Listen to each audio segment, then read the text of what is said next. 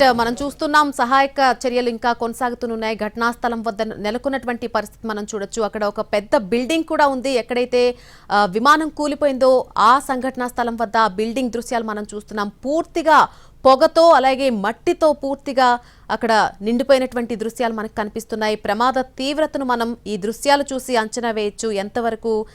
ఎంత తీవ్రతతో ఈ ప్రమాదం జరిగింది అనేది మనం అంచనా వేయొచ్చు. ప్రస్తుతమైతే క్షతగాత్రులను హాస్పిటల్కు తరలిస్తున్నారు. హుటాహుటిన వారికి వైద్యం అందించేందుకు ప్రయత్నాలు చేస్తున్నారు. మరొక వైపు సంఘటనా స్థలం వద్ద అవసరమైనటువంటి అన్ని సహాయక చర్యలు కూడా ఇంకా కొనసాగుతున్నాయి. చాలా వేగ ప్రతిపదికన కొనసాగుతున్నాయి సహాయక చర్యలన్నీ కూడా.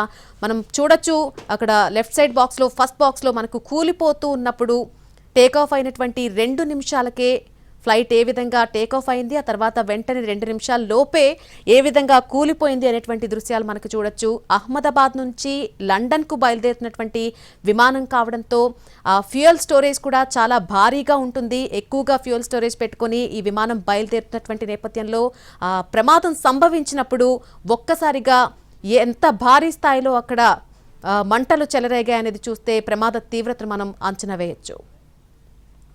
సంఘటనా స్థలం వద్ద సహాయక చర్యలు వేగంగా కొనసాగుతూ ఉన్నాయి. అక్కడ జరుగుతున్నటువంటి సహాయక చర్యలకు సంబంధించి ప్రమాద తీవ్రతకు సంబంధించి పూర్తి అప్డేట్ మా ప్రతినిధి రాజు అందిస్తారు. రాజు.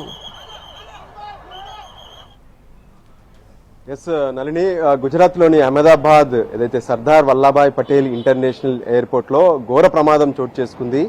ఇప్పటికీ అంటే ఏదైతే అహ్మదాబాద్ నుంచి లండన్ వెళ్లాల్సినటువంటి విమానం, ఇందులో మొత్తం 242 మంది ఉన్నారు. 10 మంది అటు విమాన సిబ్బంది ఎవరైతే ఎయిర్ హోస్టెస్ మిగతా వాళ్ళు ఉంటే, మరో పక్క 2 పైలట్స్ కూడా ఉన్నారు. ఇక మిగతా వాళ్ళందరూ కూడా 230 మంది ప్యాసింజర్లే. సో వీళ్ళందరూ సరిగ్గా 1:40 నిమిషాలకు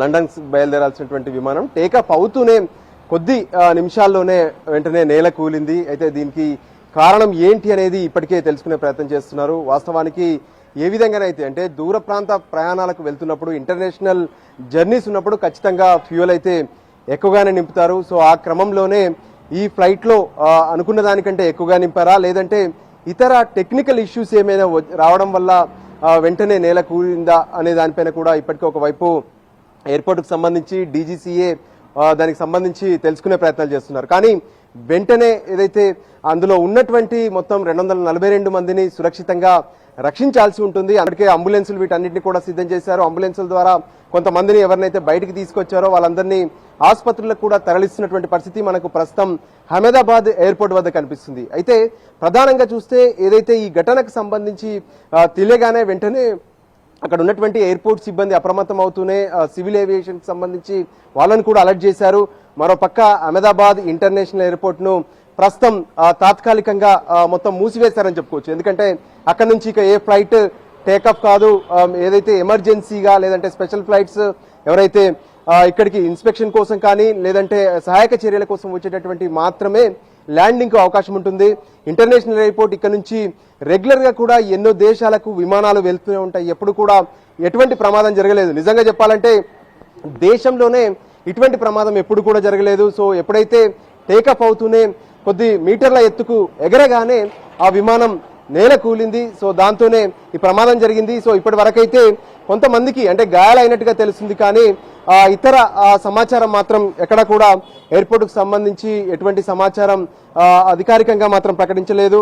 ప్రధానమంత్రి నరేంద్ర మోడీ, కేంద్ర హోంశాఖ మంత్రి అమిత్ షా వీళ్ళిద్దరూ ఇప్పటికే అటు రాష్ట్ర ముఖ్యమంత్రితో మాట్లాడారు. మరోపక్క ఏదైతే ఇప్పటి వరకు అక్కడ ఉన్నటువంటి పరిస్థితులు కావచ్చు, వెనువెంటనే ఎవరైతే ఆ ఫ్లైట్ లో ఉన్నారో వాళ్ళందరినీ కూడా సురక్షితంగా రక్షించేందుకు ప్రియారిటీ ఇవ్వాలని చెప్పి కూడా ఆదేశాలు జారీ చేశారు. దానికి అనుగుణంగానే రెస్క్యూ టీమ్స్ మొత్తం కూడా ఇప్పుడు అదే పనిలోనే ఉన్నాయి. కొంతమందిని ఇప్పటికే ఫ్లైట్ నుంచి బయటికి తీసుకొచ్చి ఆసుపత్రులకు తరలిస్తే మరికొంతమందిని బయటికి తీసే ప్రయత్నం చేస్తున్నారు.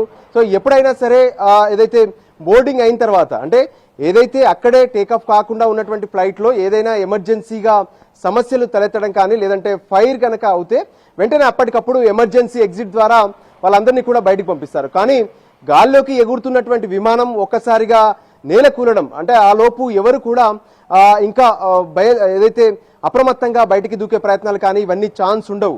ఏదైతే ముందుగా అంటే ఎయిర్పోర్ట్ లో ప్యాసింజర్స్ అందరూ ఎంటర్ అవ్వడం, ఆ తర్వాత బోర్డింగ్ కు చేరుకోవడం, బోర్డింగ్ పాస్లు అన్ని కూడా తీసుకొని ఏ విధంగానైతే ఫ్లైట్లోకి ఎక్కడం అవన్నీ కూడా ప్రాసెస్ జరుగుతాయి. సో ఆ తర్వాత విమాన సిబ్బంది అందరూ కూడా చెప్తూ ఉంటారు.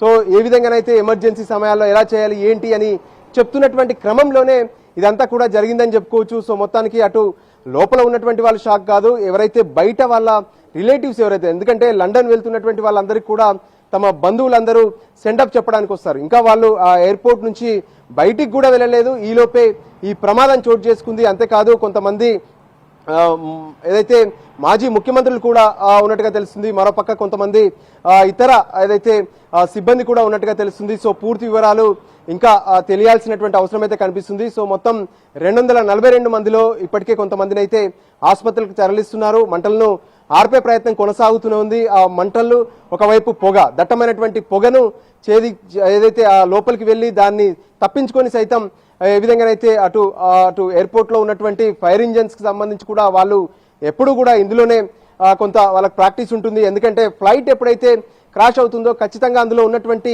ఫ్యూయల్ బర్న్ అవుతుంది. ఎందుకంటే ఇంటర్నేషనల్ ఫ్లైట్స్ అంటే ఖచ్చితంగా హెవీ ఫ్యూయల్తో బయలుదేరుతాయి. సో దానికి అనుగుణంగానే రెండు వైపులా కూడా పెద్ద ఎత్తున రెక్కల్లో ఆ ఫ్యూయల్ నింపుతారు. సో దానికి అనుగుణంగా అవన్నీ కూడా ఇప్పుడు క్రాష్ అవుతున్నటువంటి క్రమంలో ఒక్కసారిగా అంటే ఫ్లైట్ ఎప్పుడైతే టేకఫ్ అయిందో ఆ టేకఫ్ అవుతున్నటువంటి క్రమంలో ఎటువంటి మంటలు లేవు.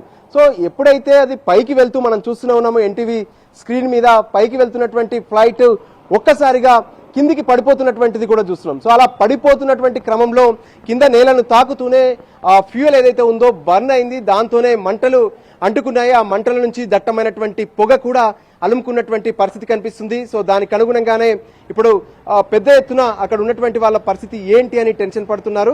సో దానికి అనుగుణంగానే రెస్క్యూ ఆపరేషన్స్ అయితే ప్రస్తుతం ఎయిర్పోర్ట్ లో కొనసాగుతూనే ఉన్నాయి. మరోపక్క ఎయిర్పోర్ట్ ను కూడా మొత్తం క్లోజ్ చేశారని చెప్పుకోవచ్చు. ఇక మిగతా ఏ విమానాలు కూడా ఇక్కడ నుంచి ఇప్పుడు టేకాఫ్ కావు, అంతా అప్రమత్తంగా ఉన్నారు. సహాయక చర్యలకే మొదట ప్రాధాన్యతనిస్తున్నటువంటి పరిస్థితి కనిపిస్తుంది.